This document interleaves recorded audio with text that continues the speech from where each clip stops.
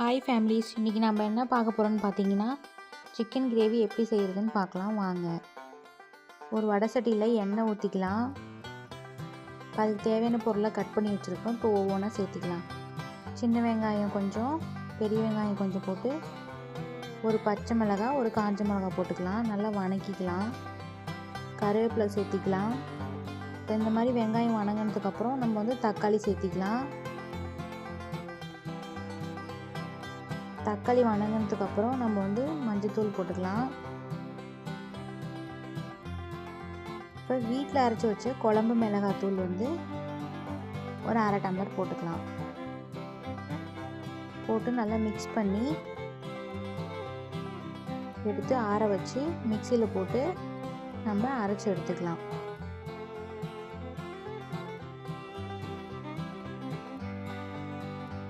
இப்போ குக்கரில் எண்ணெய் ஊற்றிக்கலாம். கடலைப்பருப்பு கொஞ்சம் கடுகு போட்டுக்கலாம். சீரகம், மிளகு போட்டுக்கலாம். இப்போ கட் பண்ணி வச்சுருக்கிற பெரிய வெங்காயம், ஒரு பச்சை மிளகாய், கருவேப்பிலை போட்டுக்கலாம்.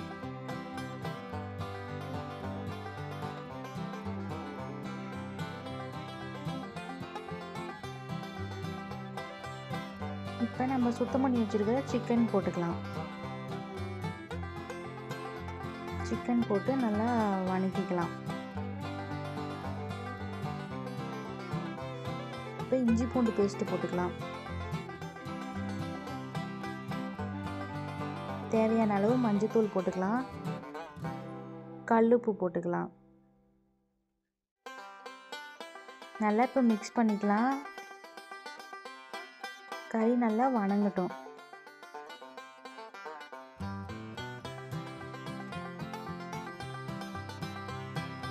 இப்போ நம்ம மிக்சியில் அரைச்சி வச்ச பேஸ்ட்டு எடுத்து ஊற்றிக்கலாம். குக்கரில் கறி வணங்கினதுக்கப்புறம் ஊற்றிக்கலாம். பேஸ்ட் ஊற்றுனதுக்கப்புறம் நல்லா மிக்ஸ் பண்ணி கொஞ்ச நேரம் நல்லா வணக்கி விட்டுக்கலாம். நல்லா கொதி வரட்டும்.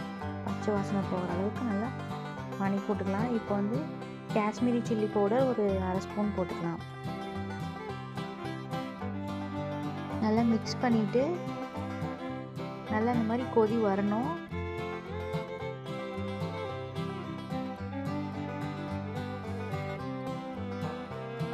நல்லா இந்த மாதிரி கொதி வந்ததுக்கப்புறம் இப்போ நம்ம தண்ணி ஆட் பண்ணிக்கலாம். தேவையான அளவு தண்ணி கொஞ்சம் ஆட் பண்ணிக்கலாம்.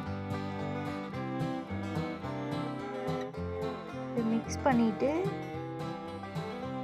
கிரேவிக்கு தேவையான அளவு தண்ணி ஊற்றியாச்சு. இப்போ நல்லா மிக்ஸ் பண்ணிவிட்டு இப்போ நல்லா கொதி வரட்டும். கொதி வந்ததும் நம்ம மூடி வச்சிடலாம்.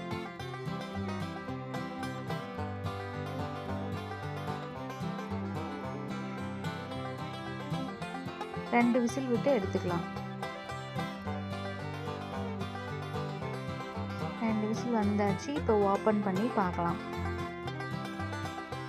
இன்னும் தண்ணி மாதிரி தான் இருக்குது. நம்ம இன்னும் கொஞ்சம் நேரம் வச்சு அடுப்பில் வச்சோம்னா இன்னும் நல்லா நம்ம கிரேவி கன்சிஸ்டன்சிக்கு வந்துடும். நமக்கு இன்னும் கொஞ்சம் நேரம் கொதிக்க வச்சுக்கலாம்.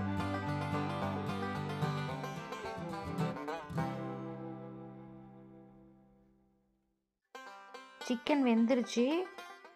இப்போ நம்ம கொஞ்ச நேரம் கொதிக்க வச்சு எடுத்தோம்னா நம்மளோட கிரேவி ரெடி ஆயிடும்.